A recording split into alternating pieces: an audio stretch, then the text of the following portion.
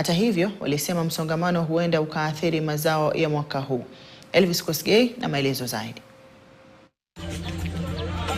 Baadhi ya wakulima hao wanadai kwamba wamegharamika mno kwenye shughuli za usafiri na kupiga kambi kwa zaidi ya wiki mbili bila mafanikio yoyote ya kupata mbolea hiyo ya kukuza mahindi, yani top dressing fertilizer, licha kulipia kwa wakati ufaao.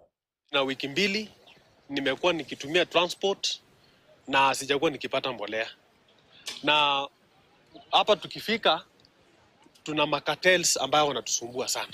Kuja hapa Trans Nzoia kufuata mbolea nimekaa kwa wiki 3 na mbolea nimekujia ni mfuko 10.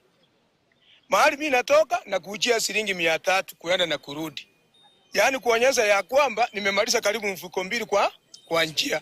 Tunaumia sana na tunalia mahindi. Sisi tulipanda on time, mahindi tulipanda mapema na imekuwa kubwa. Sasa hii imeanza kuharibika sababu imekosa top dressing.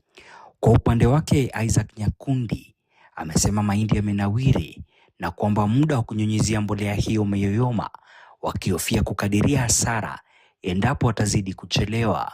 Tumeteseka sana na mahindi yetu imepita ku top dress. Na magari inakuja 2-3. Kuleta gari kama 30 na tunalipa pesa. Si hiyo pesa itumike kurudisha mbolea alafu tunapata kila siku na hii chamu itoke. Mimi tangu mwezi wa 4 tarehe 20 mpaka saa hii ningali nasunguka kwa hii barabara, mahindi inaharibika. Tafadhali serikali mahali penye muko mtusikilize kilio yetu hapa Trans Nzoia. Sasa wanaitaka Wizara ya Kilimo na Halmashauri ya Bodi ya Nafaka na Mazao NCPB kufanya hima